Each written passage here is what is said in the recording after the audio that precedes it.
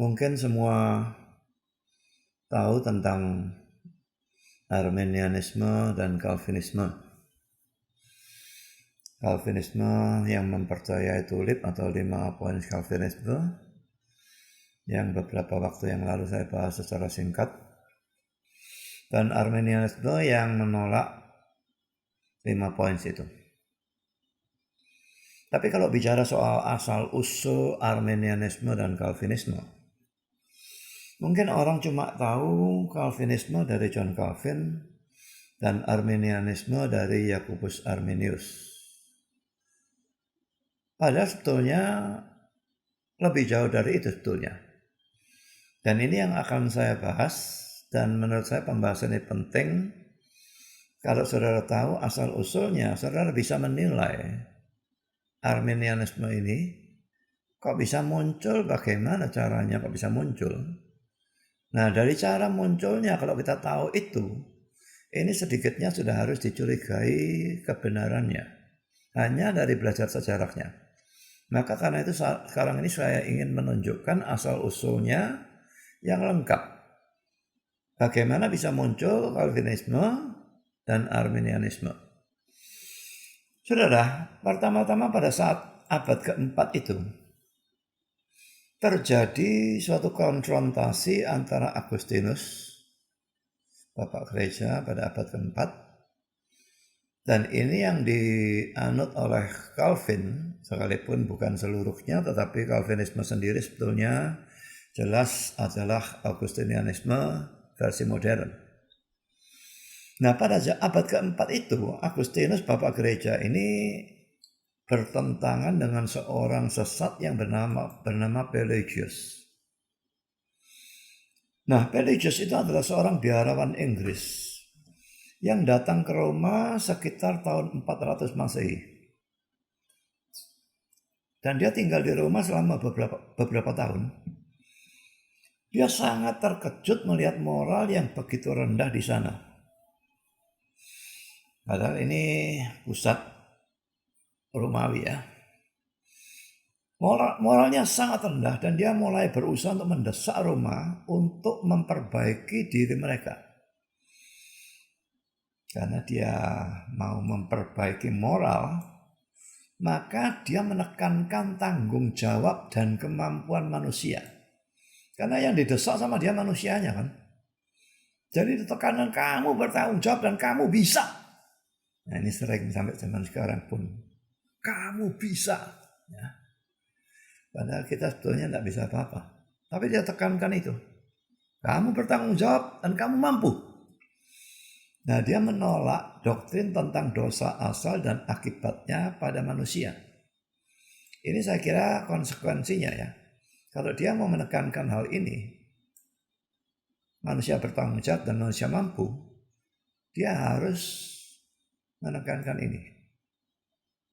Karena kalau dosa asal itu ada, manusia lahir dalam dosa, langsung punya kecondongan kepada dosa dan sebagainya. Bahkan kalau Reform percaya bukan cuma condong pada dosa, tapi selalu berbuat dosa. Tidak bisa berbuat baik sama sekali. Ya, jadi dosa asal akhirnya dia tentang. Tidak ada dosa asal. Ya, dia berpendapat bahwa semua manusia ada dalam kondisi seperti Adam sebelum jatuh. Yang mempunyai kebebasan untuk berbuat dosa atau tidak berbuat dosa. Semua manusia. Ia percaya juga bahwa Allah tidak memilih. Jadi predestinasinya Calvin ataupun Agustinus, dia tentu tidak mau menerima. Kalau diterima itu, maka kecenderungan orang, loh aku sudah tidak punya tanggung jawab. Padahal sebetulnya tidak ya. Tapi kecenderungan orang banyak seperti itu. Jadi dia menolak predestinasi. Dan dia mengatakan kuasa memilih itu ada dalam diri manusia. Aku yang milih. Aku bisa mau, aku bisa tidak mau. Mirip ajaran mana? Tentu saja mirip ajaran Arminian. Ya, jadi ini ada asal-usulnya dari orang sesat ini yang namanya Pelagius ini. Lalu saudara, Allah mengirimkan Yesus, ini ajaran dia ya, untuk menunjukkan jalan. Memang diakui itu Allah mengirimkan Yesus untuk menunjukkan jalan. Dan semua manusia diberi Allah kekuatan sehingga mempunyai kekuatan untuk mengikuti. Bisa milih ya, bisa milih enggak. Laki-laki mirip ajaran siapa? Mirip ajaran Armenian. Tapi ini sama sekali belum apa-apa. Nah, mari kita teruskan. Religius, memenangkan jiwa dalam tanda petik. Ya, sebetulnya mesti dibaca menyesatkan. Ya. Tapi pokoknya orang ini yang tadinya tidak ikut pandangan dia, sekarang tidak tahu diajak debat atau diinjili bagaimana, akhirnya ikut pandangan dia. Dan orang ini bernama Caelestius. Yang pada tahun 412 Masehi dikecam sebagai bidat dan dikucilkan oleh sinod setempat. Sinode barangkali ya, saya tidak tahu terjemahannya persisnya apa. Karena orang ini, Caelestius ini, punya pandangan sesat yang menyatakan bahwa pertama, Adam akan mati sekalipun tidak berdosa. Ini lucu sekali saudara ya. Allah itu kan mengatakan pohon yang di tengah-tengah taman itu jangan kamu makan buahnya. Pada hari kamu memakannya kamu akan mati. Jadi firman Tuhan secara jelas mengatakan Adam itu hanya mati kalau dia memakan. Kalau dia melawan firman Tuhan. Kalau dia berdosa. Orang ini secara terang-terangan frontal menentang firman Tuhan. Dia berkata Adam akan mati sekalipun tidak berdosa. Loh, kalau tidak berdosa pun mati ya dosa saja lah. Dosa mati, tidak dosa mati mau jadi apa nih? Tapi inilah ajaran dia. Kedua saudara, nah ini sama seperti gurunya, religius ya. Dia menganggap dosa Adam hanya berakibat negatif pada dirinya sendiri. Dan tidak pada seluruh umat manusia. Jadi laki-laki tidak percaya dosa asal kan ya. Seluruh umat manusia tidak terkena dampak kok. Nah tapi anehnya saudara, dosa Adam berakibat negatif pada dirinya sendiri. Katanya dia dosa tidak dosa tetap mati. Lalu akibat negatifnya apa? Saya tidak tahu. Ya saya tidak mempelajari ajaran orang ini secara mendetail, tidak perlu saya pikir. Tapi pokoknya dari sini kelihatan aneh gitu ya. Lalu poin ketiga, bayi yang baru lahir ada dalam keadaan seperti Adam sebelum jatuh dalam dosa. Jadi ini sama sekali pandangan dari gurunya, religius. Bayi tidak ada dosa asal. Bayi lahir itu suci. Seperti keadaan Adam sebelum jatuh ke dalam dosa. Sekarang poin keempat. Bukan karena dosa atau oleh Adam, maka seluruh umat manusia mati. Dan bukan oleh kebangkitan Yesus, maka semua dibangkitkan. Jadi dosa Adam diperhitungkan pada keturunan dan juga kebenaran Kristus diperhitungkan pada orang-orang percaya atau orang-orang pilihan. Kelihatannya dia tolak oleh statement ini. Jadi kalau memang ini ditolak, Roma pasal 5 ayat 12 sampai dengan ayat yang ke-19 itu mau diapakan saudara ya? Saya tidak ngerti. Karena ayat itu, teks itu jelas membicarakan tentang hal itu. Mari kita lihat. Roma pasal 5. Maka sini ya. Terus sampai ayat 19 ya. Sebab itu sama seperti dosa telah masuk ke dalam dunia oleh satu orang. Ini jelas Adam. Dan oleh dosa itu maut. Demikianlah maut itu telah menjalar kepada semua orang. Karena semua orang telah berbuat dosa. Sebab sebelum hukum Taurat ada, telah ada dosa di dunia. Tetapi dosa itu tidak diperhitungkan kalau tidak ada hukum Taurat. Sungguh pun demikian maut telah berkuasa dari zaman Adam sampai kepada zaman Musa. Juga atas mereka yang tidak berbuat dosa dengan cara yang sama. Seperti yang telah dibuat oleh Adam. Yang adalah gambaran dia yang akan datang. Tetapi karunia Allah tidaklah sama dengan pelanggaran Adam. Sebab, perhatikan ini. Jika karena pelanggaran satu orang semua orang telah jatuh dalam kuasa maut, jauh lebih besar lagi kasih karunia Allah dan karunia-Nya yang dilimpahkannya atas semua orang karena satu orang yaitu Yesus Kristus. Ini ditabrak oleh omongan tadi ya. Saya lanjutkan. Dan kasih karunia tidak berimbangan dengan dosa satu orang. Sebab penghakiman atas satu pelanggaran itu telah mengakibatkan penghukuman. Tapi penganugerahan karunia atas banyak pelanggaran itu mengakibatkan pembenaran. Ini akhir-akhir ditolak sama dia. Ya. Sebab jika oleh dosa satu orang maut telah berkuasa oleh satu orang itu, maka lebih benar lagi mereka yang telah menerima kelimpahan kasih karunia dan anugerah kebenaran akan hidup dan berkuasa oleh karena satu orang itu, yaitu Yesus Kristus. Sebab sama seperti oleh satu pelanggaran semua orang beroleh penghukuman, demikian pula oleh satu perbuatan kebenaran semua orang beroleh pembenaran untuk hidup. Jadi sama seperti oleh ketidaktaatan satu orang semua orang telah menjadi orang berdosa, demikian pula oleh ketaatan satu orang semua orang menjadi orang benar. Semua ini ditabrak semua sama dia. Ya. Saya ingin tunjukkan satu lagi ya. 1 Korintus pasal 15. Kita perhatikan ayat yang ke-20.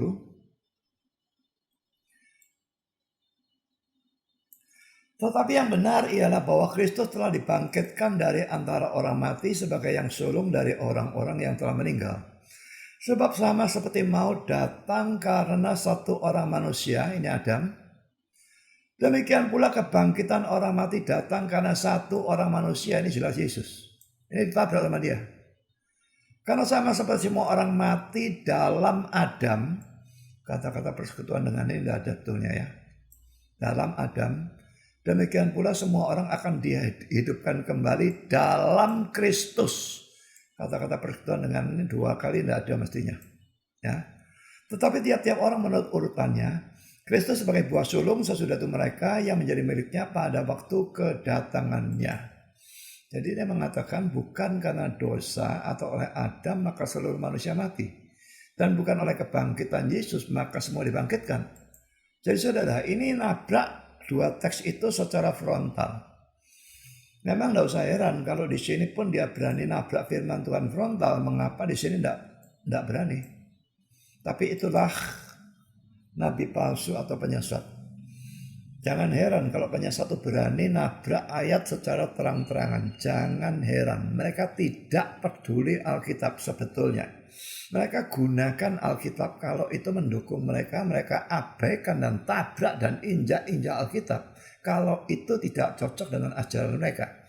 Jadi pada dasarnya mereka percaya ajaran mereka sendiri dan bukan Alkitabnya. Sekarang poin kelima.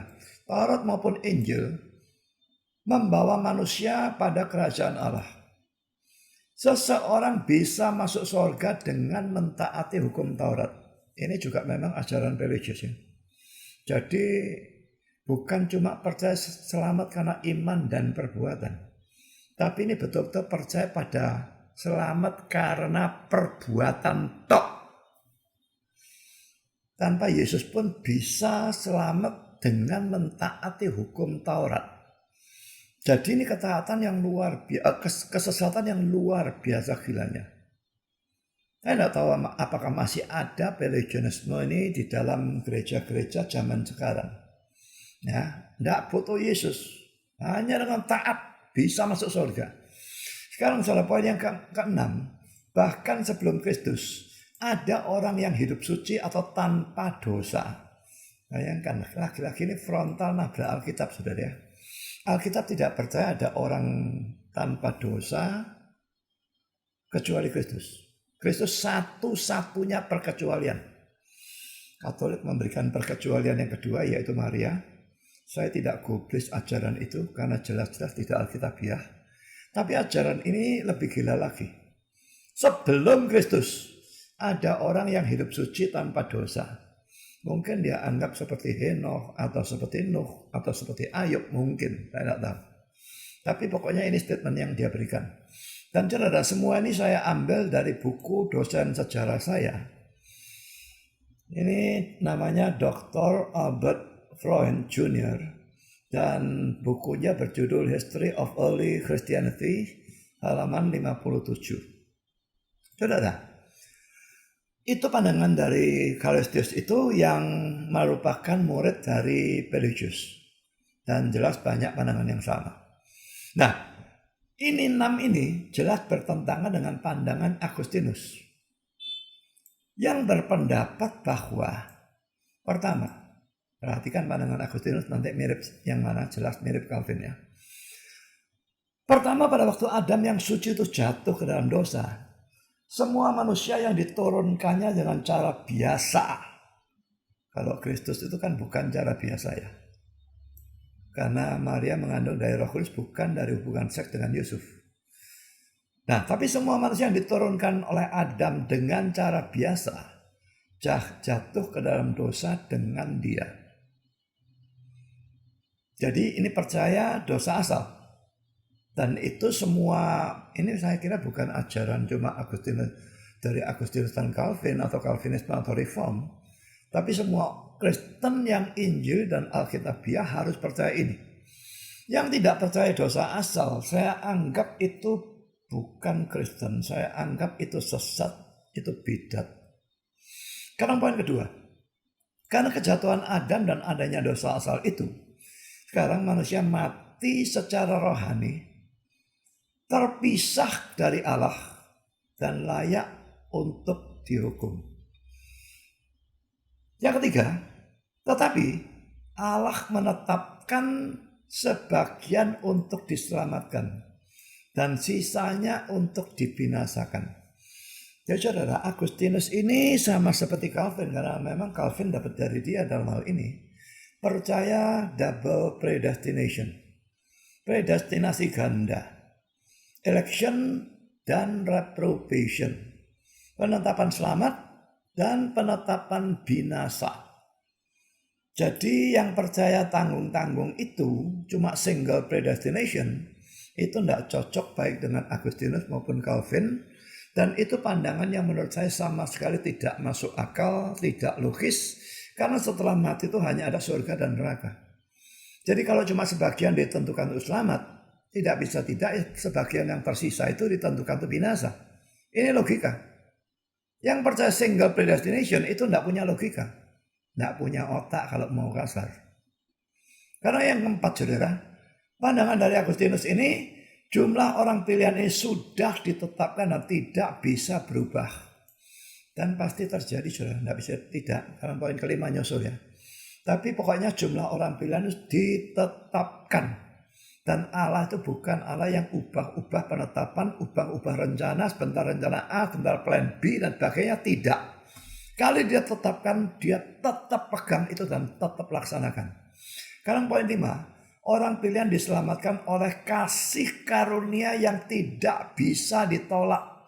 Ini kan irresistible grace, poin keempat dari tulip kan. Dan ini jelas pandangan dari Calvin maupun orang-orang Reform. Lalu, dan mereka akan bertekun terus, ya, akan terus bertekun sampai akhir. Ini lagi-lagi kepercayaan dari Calvin maupun orang-orang Reform. Poin P, perseverance of the saints, ketekunan orang-orang kudus. Keselamatan tidak bisa hilang. Once saved, always saved. Sekali diselamatkan, terus diselamatkan. Ya, itu kepercayaan kita. Dan itu kepercayaan Calvin. Itu kepercayaan dari Agustinus. Jadi saudara, kalau ada orang-orang yang mengatakan Calvin itu apa? Calvinisme itu doktrin abad ke-16 kok mau diakui, itu mau jadi apa? Pilih gereja purba lah. Itu omongan dari orang-orang yang tukang membual dari gereja ortodoks. Dan seringkali juga dari gereja Katolik semacam demikian juga. Nah, Paus itu punya rentetannya terus sampai kepada Petrus. Petrus sendiri tidak pernah ngaku jadi paus kok. Petrusnya kawin punya ibu mertua. Nah, paus sekarang tidak boleh kawin. Tapi dia akui paus pertama sebagai Petrus. Ini omong kosong dari mana? Jadi saudara, tidak benar kalau ajaran Calvinisme itu baru dimulai pada abad yang ke-16 oleh John Calvin. Karena Calvin mendapatkan dari Agustinus pada abad yang ke-4. Dan sangat mungkin sebelum Agustinus sudah ada, cuma Agustinus yang paling menekankan atau mengumpulkan, mungkin secara terpecah-pecah sudah ada di dalam banyak orang.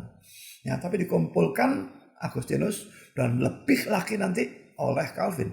Tapi jelas bahwa abad ke-4 ini sudah ada pandangan-pandangan ini. Ya, jadi kalau diserang bahwa ini ajaran abad ke-16, Itu omong kosong dari orang yang tidak tahu sejarah, tidak ngerti asal-usulnya Calvinisme. Lalu saya lanjutkan, saudara. Tadi muncul Kailistus dengan pandangan-pandangan sesatnya, lalu dibandingkan dengan pandangannya Agustinus ya. Lalu saudara, suatu sinod di Yerusalem, kepada siapa persoalan ini disampaikan, ternyata tidak berbuat apa-apa, kecuali menyerahkan persoalan ini ke Roma. Dan konyolnya pada tahun 415 Masehi, suatu senat di Diospolis atau Lida di Palestina membebaskan Pelagius dari tuduhan. Dianggap tidak apa-apa, dianggap tidak sesat. Jadi saudara, sidang gereja itu bisa ngawur, tidak karu-karuan. Ini bahayanya kalau orang-orang yang duduk dalam majelis, sinode, dan sebagainya ternyata adalah orang-orang yang bobrok. Nah, tapi saudara, puji Tuhan ada lanjutannya. Tapi pada tahun 416, senat-senat di Carthage dan Roma mengambil tindakan sebaliknya. Dan Bishop Roma mendukung mereka. Bishop Roma yang baru, Bishop Roma itu belakangan disebut Paus ya. Tapi ini baru abad ke-5. Dan Paus itu saya kira sebutan itu baru muncul sekitar tahun 600. Ya, jadi masih disebut Bishop Roma yang baru, yaitu Sosimus. Nah, bayangkan ya, dia Bishop Roma yang baru, Sosimus. Mula-mula dia berpihak pada yang sesat, yaitu Pelagius dan Caelestius. Tapi setelah pada tahun 418 Kaisar Honorius mengucilkan kedua orang itu, dan juga setelah mendapat desakan dari Agustinus, maka dia juga ikut mengecam mereka. Jadi Bishop Roma ini orang yang plan-plan ya. Dan juga bukan plan-plan saja, tapi dia sesat, cuma takut pada Kaisar, juga mungkin takut kepada Agustinus. Jadi pada waktu mula-mulanya dia berpihak pada dua orang sesat ini, tapi tahun 418 Kaisar Romawi itu mengucilkan kedua orang ini, lalu dia juga didesak oleh Agustinus, dia berbalik. Dia lalu menentang kedua orang sesat ini, mengecam mereka. Ini bishop yang konyol, yang ikut orang tidak punya pendirian, angin ke kiri, pergi ke kiri, angin ke kanan, pergi ke kanan, dan sebagainya. Saya lanjutkan. Pandangan Pelagius ini dikecam oleh Council of Carthage pada tahun 418 Masehi. Tapi muridnya Pelagius yaitu Caelestius itu lalu pergi ke timur. Dan dia mendapatkan dukungan dari Nestorius. Ini laki-laki adalah orang sesat, bishop dari Konstantinopel, seorang pengajar sesat dalam kristologi yang mengajarkan Nestorianisme, yang mengatakan atau mempercayai bahwa Yesus Kristus mempunyai dua pribadi. Sebetulnya Yesus itu satu pribadi, dua hakikat. Itu setelah dia inkarnasi dan seterusnya. Kalau sebelum inkarnasi tentu saja dia cuma Allah saja, tidak ada manusianya. Maka cuma satu pribadi, satu hakikat, yaitu hakikat ilahi. Tapi setelah inkarnasi dan seterusnya, dia satu pribadi, dua hakikat. Tapi Nestorianisme ini mempercayai Yesus punya dua pribadi. Nah, sesat koncoan sama sesat, biarpun sesatnya beda, tapi mungkin ya kayak senasib begitu ya. Lalu mendukung, tidak peduli sesatnya beda, dia lalu mendapatkan dukungan. Jadi Nestorius juga bishop, jelas orang yang punya kedudukan kan. Bishop itu tertinggi di suatu kota. Jadi kalau pendeta tertinggi dalam satu kota, seperti itulah ya. Nah, Caelestius mendapatkan dukungan dari dia. Dan pada tahun 431 Council of Ephesus, sidang gereja Efesus, yang mengecam Nestorius, juga mengecam Pelagius, Caelestius, dan semua pendukungnya. Jadi sesat tadi mendukung sesat, dikecam semua. Dikecam Nestoriusnya, dikecam Pelagiusnya, dikecam Caelestiusnya, bahkan semua pendukungnya. Kalau orang pada zaman sekarang ini ya, kalau kita membahas pendeta-pendeta tertentu membahas tentang pendeta-pendeta yang dianggap sesat. Dianggap kok menghakimi, kok nyesat-nyesatkan orang, dan sebagainya. Ini orang goblok seperti itu banyak sekali ya. Belajarlah sejarah, bahkan belajarlah Alkitab. Sejarah itu terus-terusan ada sidang gereja mengutuk orang sesat. Itu banyak sekali. Mereka berunding mengadakan sidang gereja, menentukan satu pandangan sesat atau tidak. Lalu mereka katakan sesat, mereka kecam, mereka kutuk. Dan itu pun terjadi di dalam Alkitab. Kalau tidak mau percaya sidang gereja, percayalah Alkitab.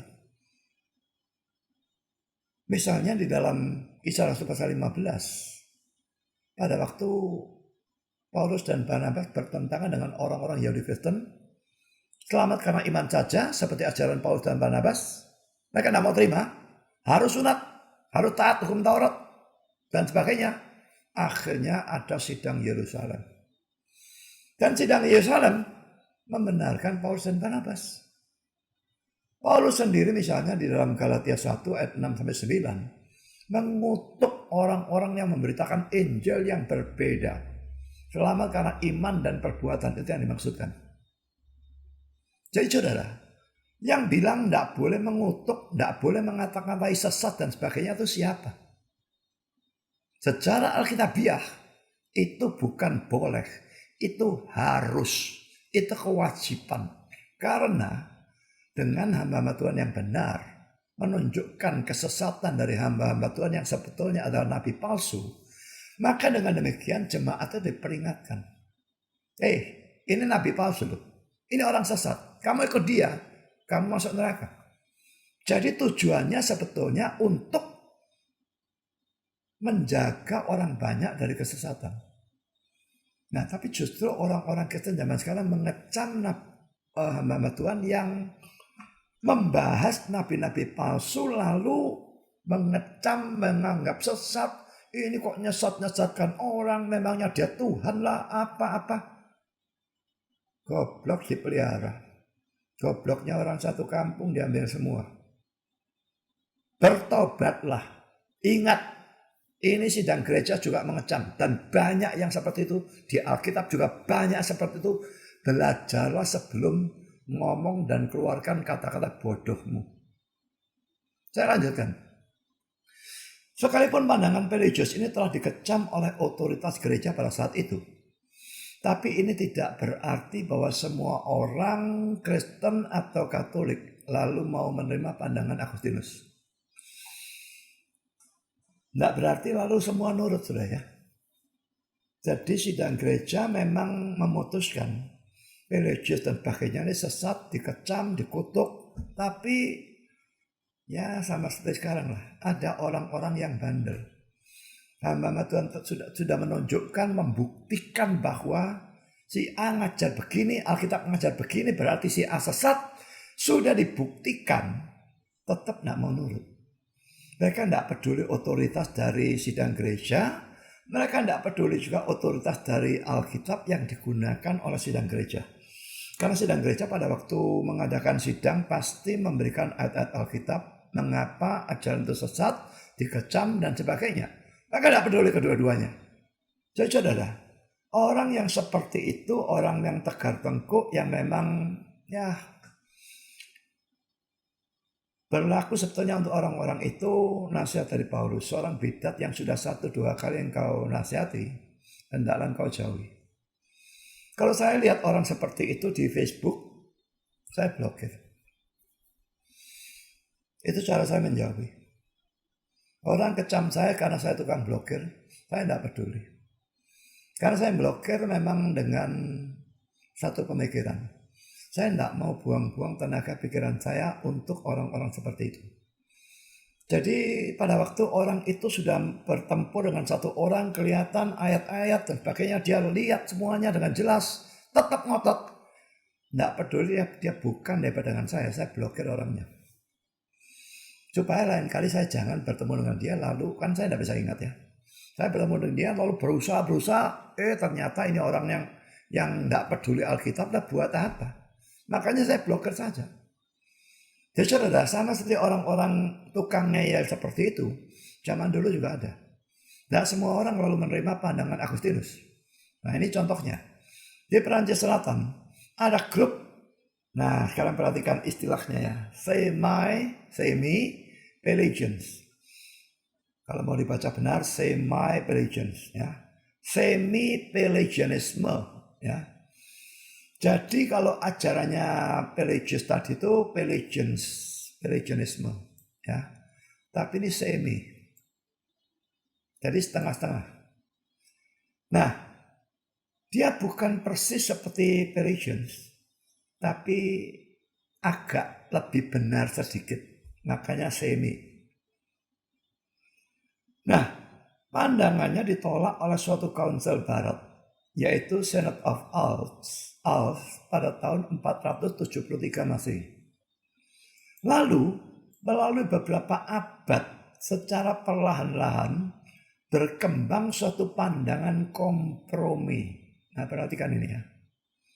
Yang disebut moderate Augustinianism atau semi-Augustinianism.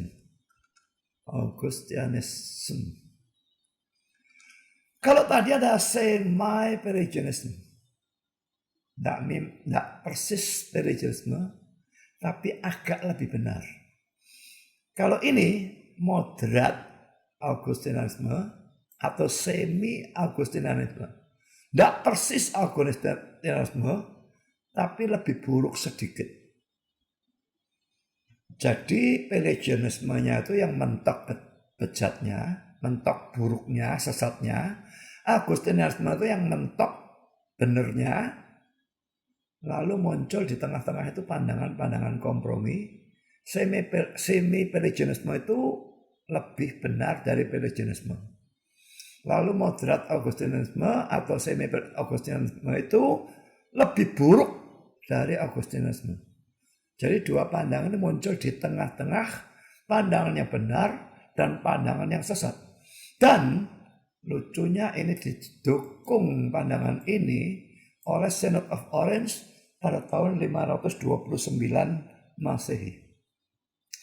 Jadi saudara, mari kita lihat Synod of Orange ini. Pertama, saudara akan melihat bahwa poin-poinnya ini nanti ada di tengah-tengah pandangan Agustinus maupun Pelagius ya. Pertama, mengecam mereka yang mengatakan bahwa, mengecam ya, jadi tidak setuju dengan pandangan-pandangan poin ABCD ya. Kehendak manusia bisa mendahului tindakan Allah dalam menyelamatkan kita. Jadi dia tidak setuju dengan hal ini, dia kecam pandangan ini. Kehendak manusia tidak bisa mendahului tindakan Allah dalam menyelamatkan kita. Berarti ini bagus ya, yang ngecam ini bagus. Poin B, iman dan keinginan untuk beriman bisa datang tanpa pemberian kasih karunia dari Allah. Ini dikecam juga kan? Kalau bisa datang tanpa pemberian kasih karunia dari Allah, ini ngawur saudara. Harus ada kasih karunia Allah, baru bisa beriman. Nah, tapi ini bilang bisa beriman tanpa pemberian. Nah, tapi dikecam. Berarti dia benar dalam mengecam. Ya. Poin C, kita dapat memilih yang baik, terpisah dari kasih karunia Allah. Ini konyol lagi saudara. Nah, tapi ini dikecam. Berarti benar. Jadi dalam poin pertama ini, Synod of Orange ini benar. Tapi mari kita lihat terusannya. Poin kedua, Synod of Orange itu tidak berbicara apa-apa tentang irresistible grace. Kasih karunia yang tidak bisa ditolak. Dia percaya ada kasih karunia Allah. Tapi dia tidak bicarakan bisa ditolak atau tidak bisa ditolak. Kalau dia bicara tidak bisa ditolak, maka dia sesuai dengan Agustinus. Tapi dia tidak berbicara apa-apa. Dia mengatakan bisa ditolak tidak bisa ditolak juga tidak ngomong apa-apa. Berarti ini sudah tidak sama dengan Agustinus kan. Lebih buruk sedikit dari Agustinus sudah kan. Ya, jadi ini sudah pandangan komprominya. Sekarang poin yang ketiga, mengecam ajaran yang berkata bahwa sebagian manusia ditetapkan untuk binasa. Nah ini lebih parah lagi sekarang. Sebagian manusia ditetapkan untuk binasa kan pandangan Agustinus. Sebagian dipilih, sebagian lain ditetapkan binasa. Itu dikecam. Jadi di sini dia anti Agustinus. Sekarang poin keempat, sangat menekankan pentingnya baptisan. Nah ini perlu diketahui ya. Perlu diketahui bahwa Agustinus pun mempunyai pandangan yang salah tentang sakramen ini, baptisan. Karena dia mengajarkan bahwa baptisan bayi membuang dosa asal. Poin B, baptisan dan perjamuan kudus penting, necessary untuk keselamatan. Ini saya ambil dari buku sejarah yang ditulis oleh Kenneth Scott Latourette, A History of Christianity, Revised Edition, volume 1, halaman 179. Jadi saudara, sebetulnya Agustinus pandangannya dalam hal ini sesat ya, karena keselamatannya campur dengan perbuatan baik, bukan iman saja. Ya, jadi ini suatu blunder dari Agustinus.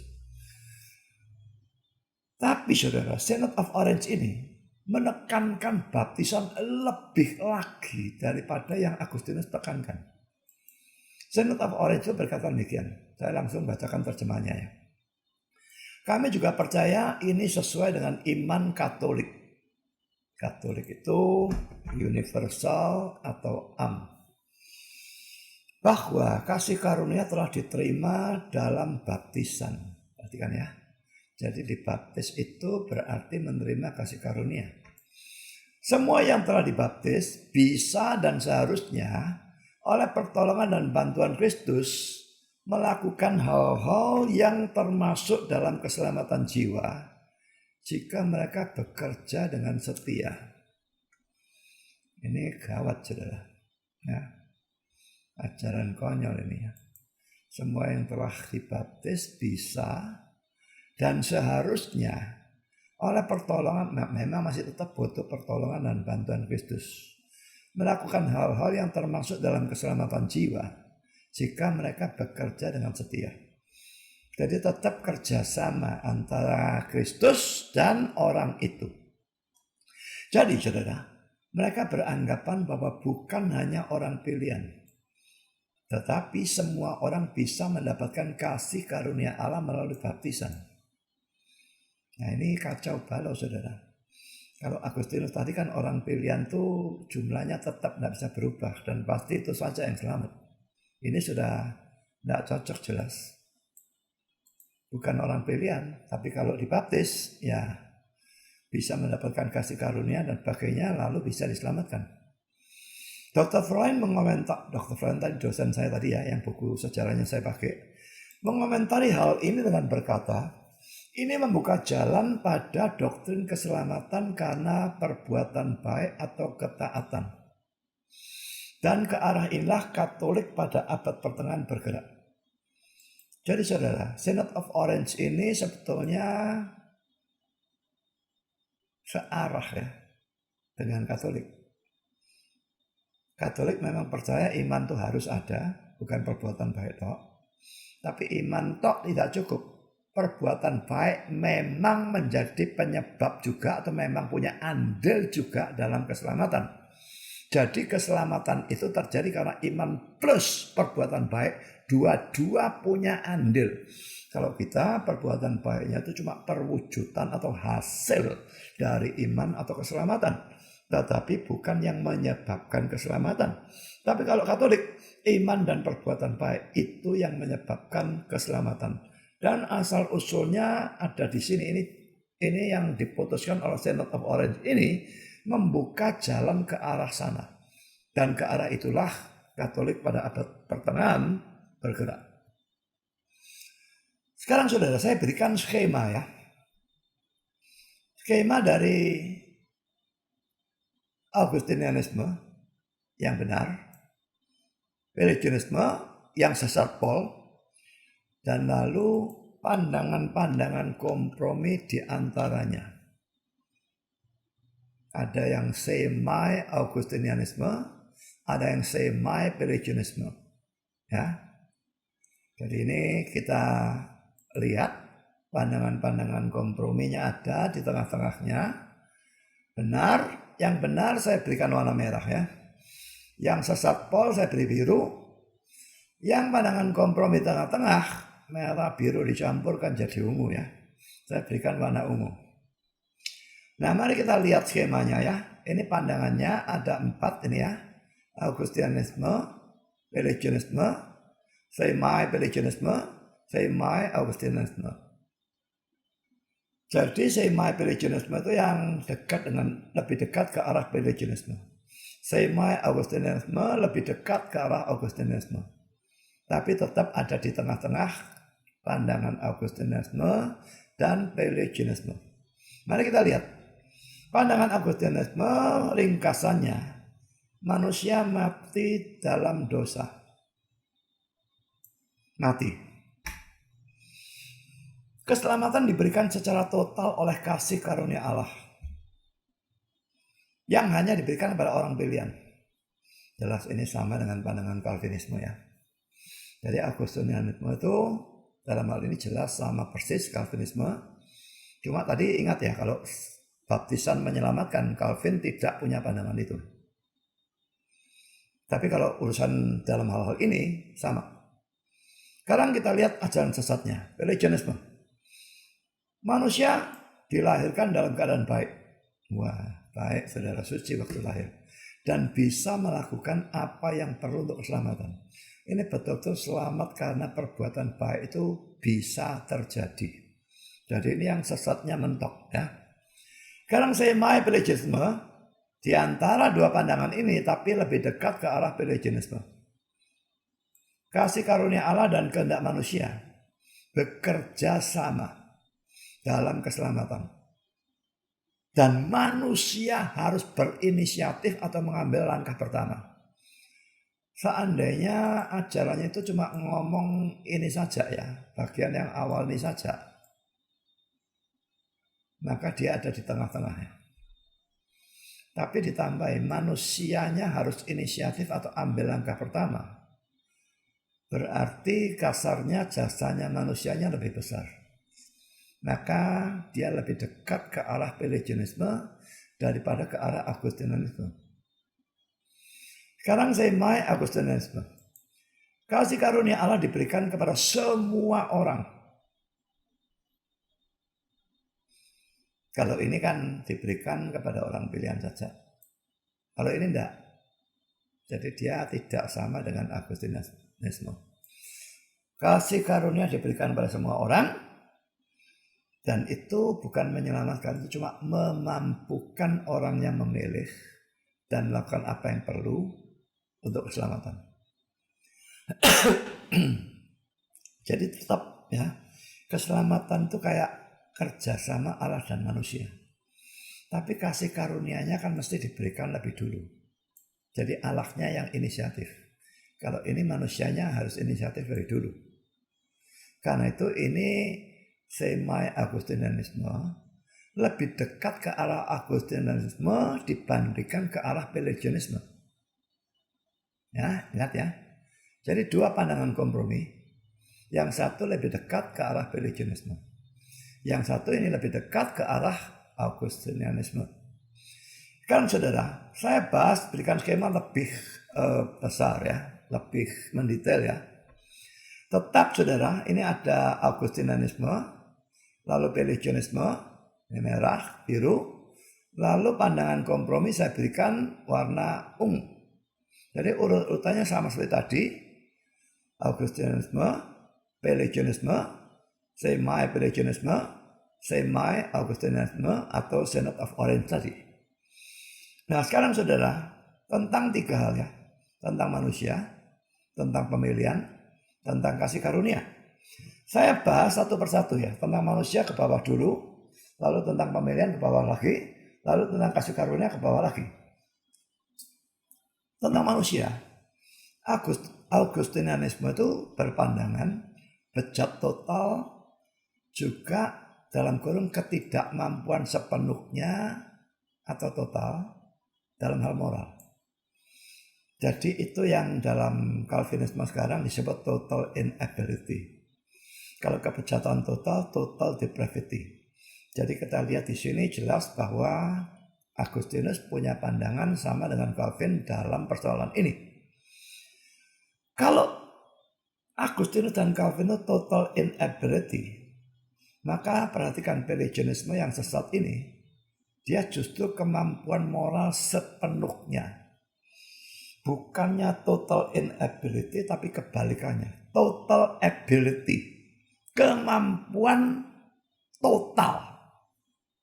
Mampu secara total untuk taat. Ya, tidak butuh bantuan. Manusia mampu total. Ya. Nah, sekarang yang semi-Pelagianisme, lebih dekat ke arah Pelagianisme ya, tentang manusia ya. Kemampuan moral sebagian. Manusia bisa layak mendapat kasih karunia. Jadi manusianya yang baik dulu, lalu dia layak mendapat baru dikasih. Nah, bisa karena manusia punya kemampuan sebagian.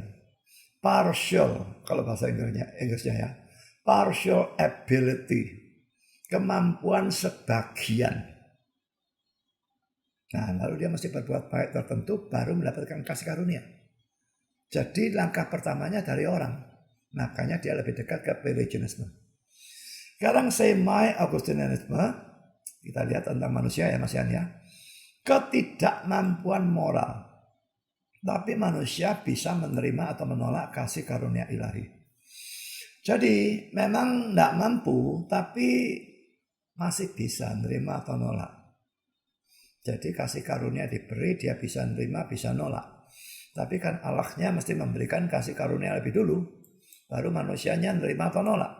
Jadi ini masih lebih dekat kepada Augustinianisme. Ini tetap juga partial inability. Kalau yang ini partial ability. Kemampuan sebagian. Ini partial inability. Ketidakmampuan tapi bukan ketidakmampuan total. Ketidakmampuan sebagian. Mirip tentu saja ini dengan ini. Tapi beda sedikit. Ya, yang ini lebih dekat dengan Pelagius. Yang ini lebih dekat pada Agustinus. Sekarang kita lihat poin yang selanjutnya tentang pemilihan. Pandangan Agustinus tentang pemilihan tidak bersyarat. Ini jelas pandangan Calvin ya. Unconditional election, pemilihan yang tidak bersyarat. Tidak bersyarat artinya tidak didasarkan atas pengetahuan lebih dulu dari Allah. Allah tahu lebih dulu manusia itu bakal baik. Allah tahu lebih dulu manusia bakal percaya. Karena itu lalu dipilih. Itu tidak. Bukan seperti itu. Tidak bersyarat kok. Tidak didasarkan atas pengetahuan lebih dulu dari Allah. Bukannya Allah tidak tahu. Tapi pengetahuan Allah itu bukan dasar pemilihan. Allah milih karena dia mau milih. Betul-betul kedaulatannya yang ditekankan. Ini sama dengan unconditional electionnya Calvinisme. Jadi Calvinisme itu asal-usulnya memang Augustinianisme. Ya. Sekarang kita teruskan ke bawah. Pemilihan, kalau Pelagianisme, tidak ada. Tuhan tidak punya predestinasi, election, reprobation, tidak ada semua. Simple dan sesat. Ya. Sekarang semi-Pelagianisme tentang pemilihan. Bersyarat. Berdasarkan pengetahuan lebih dulu dari Allah.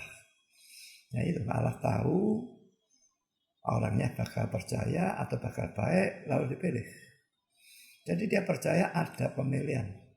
Berarti dia bukan sama seperti Pelagianisme. Pelagianisme tidak ada. Ya. Dia ada, tapi bersyarat. Nah kalau bersyarat, tidak cocok juga dengan ini tidak bersyarat kok. Ya, jadi Pelagianisme ini, semi-Pelagianisme ini, pemilihan ada, tapi bersyarat. Dan itu didasarkan pada pengetahuan lebih dulu dari Allah. Sekarang yang keempat, semi-Augustinianisme dalam urusan pemilihan tidak ada penentuan binasa. Yang ditekankan hanya penentuan binasa ya. Allah tidak menentukan siapapun untuk terhilang secara kekal. Jelas ini juga ada di tengah-tengah Agustinus dan Pelagius. Ya. Sekarang mari kita lihat urusan kasih karunia. Agustinus tidak bisa ditolak. Irresistible grace. Ini Calvinisme. Jadi Calvinisme jelas asal usulnya dari Agustinisme. Pelagianisme, kasih karunia tidak ada. Kecuali Allah telah menyatakan kehendaknya dalam Kristus. Itu bukan kasih karunia, menyatakan kehendaknya. Betul-betul pemberian kasih karunia. Apakah untuk menyelamatkan atau membantu menyelamatkan? Tidak ada. Allah cuma menyatakan kehendaknya dalam Kristus. Lalu semi-Pelagianisme, kasih karunia itu perlu. Tapi manusianya bergerak, lalu Allahnya menolong.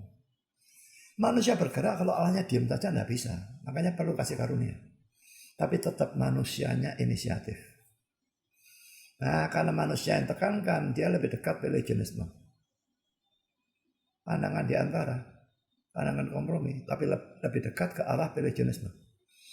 Sekarang semi-Augustinianisme, kasih karunia itu mendahului. Ini kan manusianya mendahului. Ini enggak, kasih karunianya mendahului. Nah, iman manusia adalah tanggapan terhadap Allah yang lebih dulu mendekati dia. Ini sangat mirip dengan pandangan Arminianisme, saudara. Karena dalam pandangan Arminianisme itu dipercaya bahwa semua manusia sejak lahir diberi yang disebut prevenient grace. Kasih karunia yang mendahului.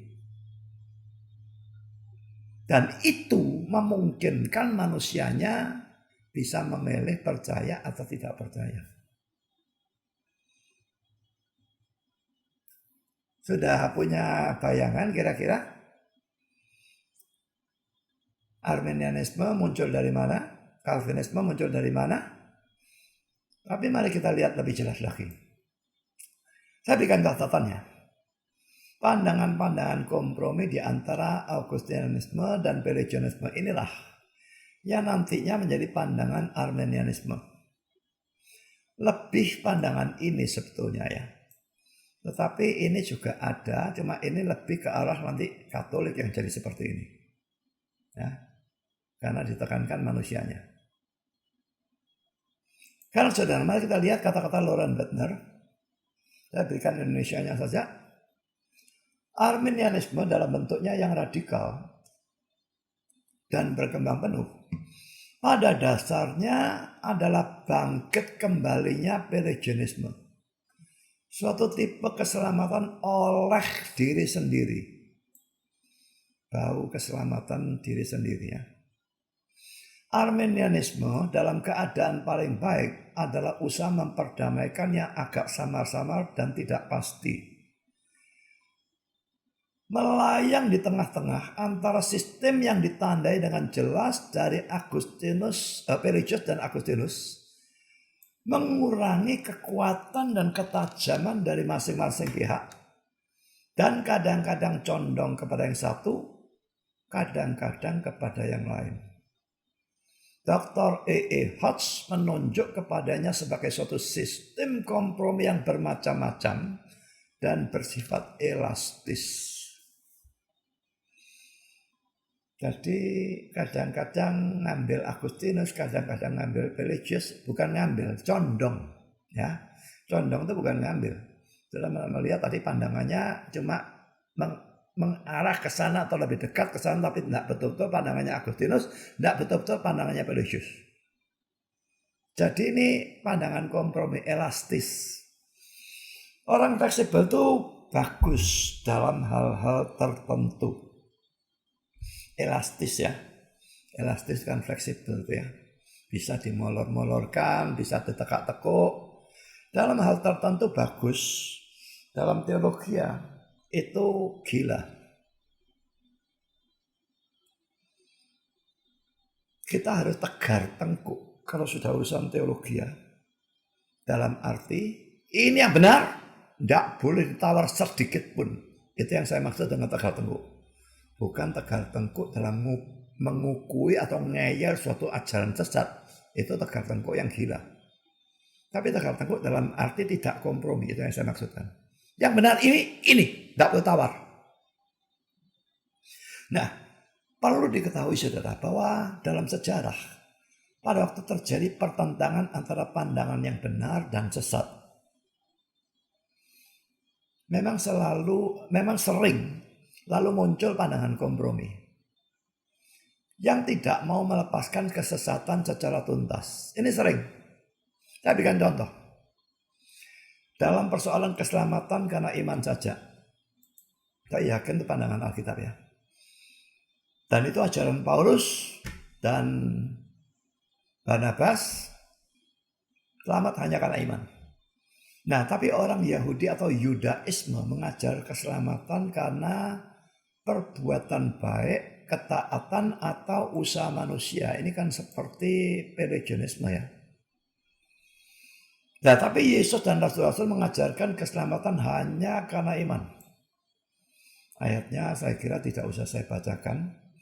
Ya 3:16, Roma 3, 27-28, Galatia 2, 16-21, Efesus 2, 8 dan 9, sudah bisa baca sendiri tanpa masalah, sudah bisa ngerti. Nggak perlu penjelasan, jelas bahwa keselamatan hanya oleh iman. Nah, ini perbuatan baik. Ini yang sesat. Nah, yang dari Yesus atau Alkitab atau Rasul hanya iman. Nah, lalu muncul orang Yahudi Kristen. Ini kompromi ya, Yahudi digabungkan dengan Kristen. Nah, karena orangnya kompromi maka punya pandangan kompromi. Dengan pandangan komprominya, yang sekalipun beriman kepada Yesus sebagai juru selamat, tapi tetap menekankan sunat dan adat istiadat Yahudi. Ini yang tadi sudah saya katakan, Kisah Rasul 15 ayat 1 dan 2, sudah baca terus, itu terjadi sidang gereja Yerusalem. Dan sudah bandingkan baca seluruh surat Galatia. Seluruh surat Galatia itu mempersoalkan hal itu. Jadi latar belakang surat Galatia itu, jemaat Galatia diinjil oleh Paulus, selamat karena iman saja. Dan mula-mula mereka sudah menerima itu, tapi muncul penginjil palsu, nabi-nabi palsu, orang-orang yang dia kutuk dalam Galatia 1 ayat 8 dan 9, yang mengajar tidak cukup iman saja. Harus tambah sunat, harus tambah perbuatan baik, ketaatan pada Taurat. Kalau saudara membaca seluruh surat Galatia, terlihat dengan jelas latar belakang itu. Coba baca seluruh surat Galatia itu, toh cuma 6 pasal. Maka saya bisa melihat dengan jelas bahwa latar belakangnya memang seperti itu. Makanya dalam surat Galatia Paulus menekankan berulang-ulang, salah satunya di sini, bahwa keselamatan itu bukan karena ketaatan, bukan karena kita melakukan hukum Taurat, tapi hanya karena iman. Itu ditekankan. Tapi poin saya di sini, muncul pandangan kompromi. Yang benar selamat karena iman saja, yang sesat selamat karena perbuatan baik. Nah, sekarang di tengah-tengah muncul pandangan iman memang perlu. Masa tidak perlu iman? Tapi iman saja tidak cukup lah. Harus ditekankan juga sunat dan mentaati adat istiadat Yahudi dan sebagainya. Jadi ini sudah terjadi dalam sejarah dalam Alkitab. Muncul pandangan kompromi di tengah-tengah. Sekarang saya berikan contoh dalam persoalan Allah Tritunggal. Seorang yang bernama Arius, ini pendiri dari Arianisme, yang akhirnya mendasari atau berreinkarnasi menjadi saksi Yehova atau saksi Yehua. Nah, pandangannya pandangan sesat total dan mengatakan bahwa Allah anak ya, Yesus sebagai Allah ya, berbeda hakikat. Bahasa Yunani heterousion dengan Bapak. Jadi anak dan Bapak itu hakikatnya sendiri-sendiri dan beda. Nah, menanggapi hal ini, lihat, gereja mengadakan sidang. Mengapa kalau sekarang muncul ajaran sesat lalu pendeta-pendeta tidak boleh membahas? Membahas boleh, saya tidak senangnya kalau mereka membahas demi cari duit. Kalau terus-terusan bahas itu dengan harapan YouTube-nya, viewersnya naik, itu yang membuat saya tidak senang. Maka saya tidak mau ikut campur dalam urusan itu. Karena jadi YouTuber ini. Tapi kalau membahas dengan motivasi yang benar, tidak ada masalah. Saya juga bahas kok. Jadi gereja mengadakan sidang, yaitu sidang gereja Nicea, the Council of Nicea atau Nicea, saya tidak tahu bacanya gimana bahasa Inggrisnya, pada tahun 325 Masehi, dan menimbulkan pengakuan iman Nicea yang menyatakan bahwa anak mempunyai hakikat yang sama atau satu dengan Bapa. Bahasa Yunaninya homoousion. Perhatian, yang sesat saya berikan warna biru di atas ini hetero ya. Nah ini yang merah yang benar ini. Homoousion, sama. Homoseks ya. Itu jenis kelamin yang sama ya. Nah, tetapi lalu muncul pandangan semi-Arianisme. Yang sesat Arianisme. Semi, setengah sesat. Yaitu laki-laki ini, pandangan kompromi. Yang menggunakan istilah bahasa Yunani, perhatikan istilahnya. Homoousion. Of the similar substance, dari zat yang serupa atau mirip. Kalau homo tadi itu saudara, hakikat yang sama atau satu, homoousion. Lalu dia tidak mau dari hetero pindah ke homo, tidak mau. Ngambil di tengah-tengah, pakai istilah homoi. Beda cuma satu huruf i ya. Homo diganti homoi. Katanya mirip. Kata yang digunakan homo dan homoi mirip.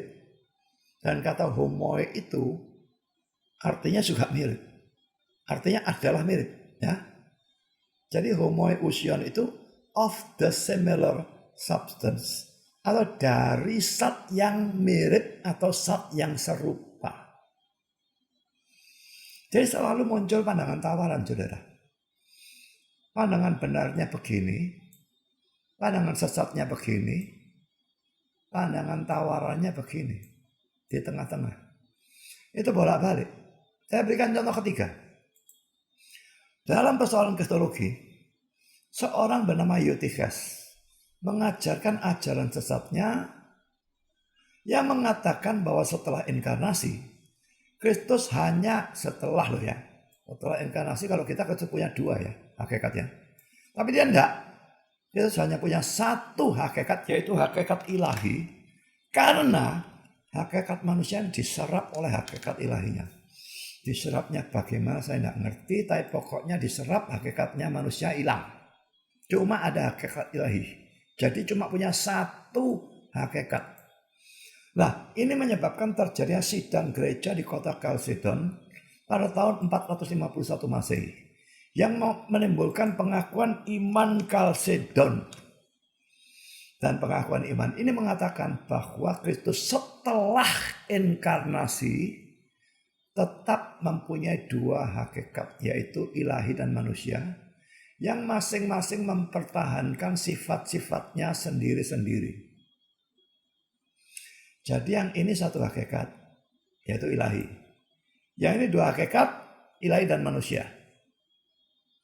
Lalu muncul pandangan kompromi yang disebut monophysitism, yang mengatakan bahwa Kristus mempunyai hanya satu hakikat, yaitu hakikat ilahi. Nah ini kan niru yang biru tadi ya, satu hakikat ya, sama sesatnya, biru sesat ya. Ini satu hakikat. Nah tapi tambahnya, ada tambahnya. Nah ini enggak merah juga, tapi ungu di tengah-tengah. tapi disertai dengan sifat-sifat manusia tertentu. Hakikatnya tidak ada. Wong ini cuma hakikat ilahi kok. Tapi sifat-sifat tertentu ada. Jadi ini jelas tidak termasuk yang sesat tadi sama seperti ini, tidak. Tidak termasuk yang benar juga. Ada di tengah-tengah. Ini pandangan kompromi. Nah, lalu muncul pandangan kompromi yang lain. Yang lain lagi. Yang disebut monoteletism. Telema itu kehendak ya. Nah, ini lebih mirip ke yang benar tadi. Kristus memang punya dua hakikat, yaitu ilahi dan manusia. Nah, kan sama seperti ini kan. Tapi ditambahi ini. Kehendaknya cuma satu. Nah, ini kalau yang di sini masing-masing mempertahankan sifat-sifatnya sendiri-sendiri. Dan doktrin yang sama ini pasti kehendaknya ada dua, ilahi dan manusia. Ini enggak. Kehendaknya hanya satu. Jadi saudara, dalam sejarah, saya sudah memberikan 3 contoh ya. Yang ini dalam sejarah Alkitab. Selamat karena iman, selamat karena perbuatan, muncul pandangan kompromi, selamat karena iman dan perbuatan. Lalu dalam Tritunggal juga homo-usian yang benar, hetero-usian yang sesat, muncul pandangan perantara atau kompromi homoi-usion. Dalam persoalan kristologi juga yang benar, Yesus itu dua hakikat, ilahi dan manusia, masing-masing pertahankan sifatnya. Yang sesat hanya punya satu hakikat, yaitu hakikat ilahi. Pandangan kompromi muncul dua pandangan ini. Jadi saudara, dalam sejarah sudah sering, jadi juga terjadi dalam urusan Armenianisme ini.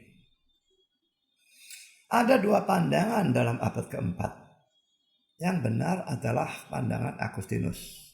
Yang sesat adalah pandangan Pelagius. Muncul semi-Augustinianisme, itu yang boleh dikatakan sama dengan Katolik dalam hal itu. Dalam hal keselamatan itu ya. Muncul juga semi-Augustinianisme, itu yang sama dengan Armenianisme sekarang. Itu asal usulnya, itu sejarahnya. Nah, sebagai kesimpulan saudara, sekalipun Armenianisme tidak sesesat Pelagianisme, tetapi Armenianisme adalah pandangan kompromi yang tidak mau meninggalkan kesesatan atau kesalahan secara tuntas. Kalau Augustinianisme adalah pandangan yang waras dan Pelagianisme adalah pandangan yang gila, maka Armenianisme adalah pandangan yang setengah gila.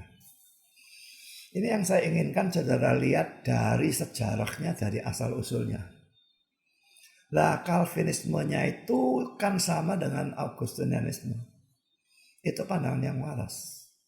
Armenianismenya yang setengah gila. Ya enggak gila nemen. Kalau gila nemen Pelagianisme.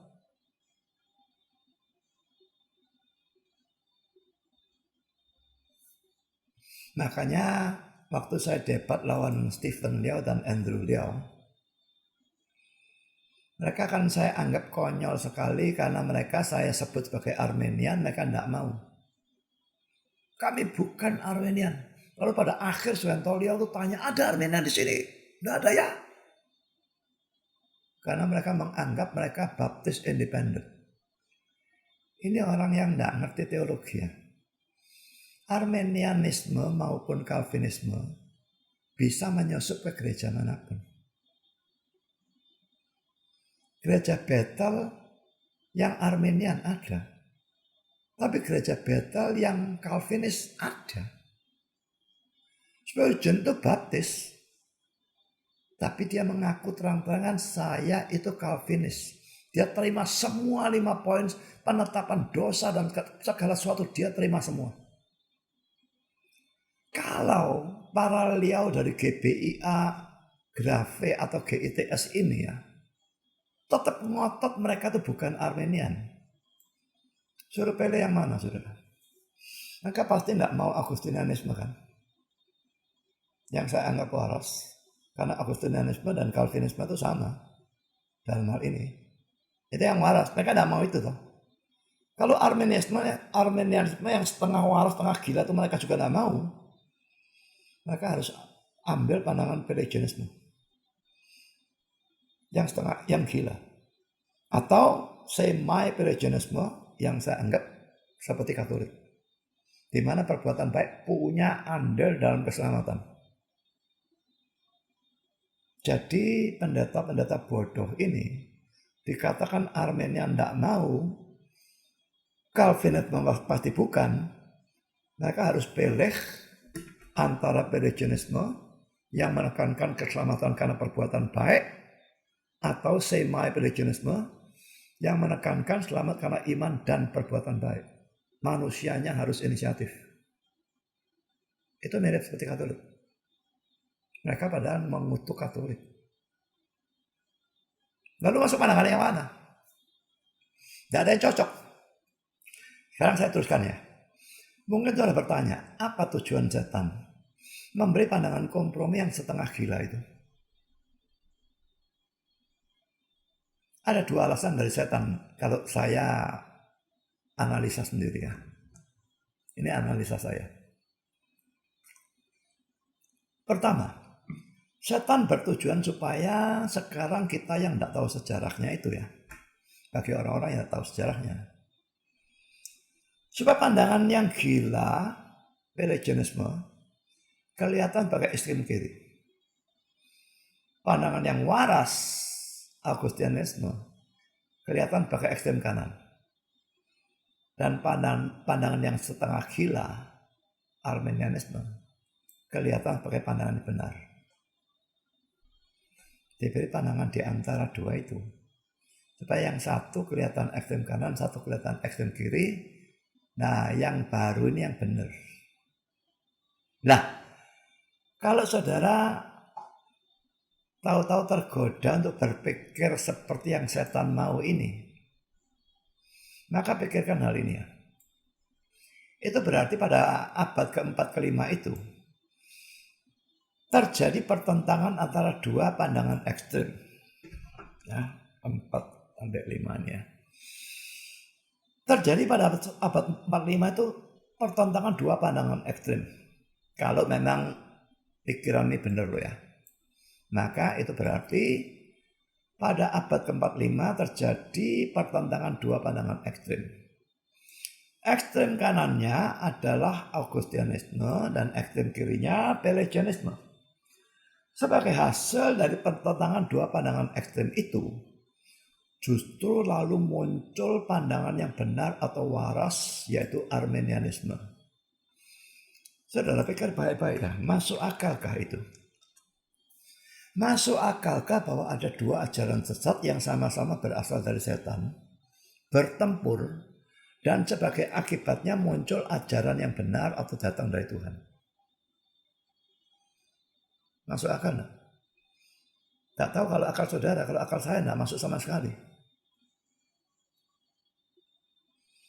Apakah tidak lebih masuk akal kalau pada abad keempat atau keempat dan lima ini ya, 4, 5 ini terjadi pertentangan antara ajaran yang waras atau benar, Augustinianisme, dan ajaran sesat Pelagianisme, dan sebagai hasilnya muncul ajaran kompromi yang setengah sesat, yaitu Arminianisme? Masuk akal yang atas sini atau yang bawah sini? Pikir sendiri kalau saudara punya logika. Ya. Alasan kedua mengapa setan berikan pandangan antara itu ya. Setan tahu bahwa ajaran yang setengah sesat lebih mudah diterima manusia daripada ajaran yang sesat secara total. Sama saja ya, kalau saudara mau meracuni seseorang, jauh lebih mudah memberi dia makanan yang setengah racun, setengah sehat. Sebagian racun, bagian sehat. Dicampur, beri makan, dia mau makan. daripada memberi dia racun 100%. Dikasih racun 1%, lihat modelnya orangnya sudah tidak mau makan. Dalam faktanya memang zaman sekarang ya, setahu saya tidak tahu kalau ada yang saya tidak tahu ya. Boleh dikatakan tidak ada gereja yang menganut Pelagianisme. Tapi yang menganut Arminianisme luar biasa banyak. Suantolia itu ngomong secara ngawur dan memfitnah. Pada waktu bilang kamusnya itu kamus Calvinis dan sebagainya, karena memang mayoritas Calvinis. Omong kosong kalau Calvinis itu mayoritas, saudara. Dalam dunia ini yang mayoritas menurut saya kalau dua ini ya, hanya Calvinis dan Arminian, jelas jauh lebih banyak Arminiannya.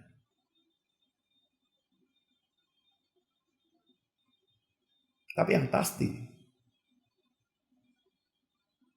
kok saya tidak tahu ada yang Pelagianisme. Tapi menganut Arminianisme banyak.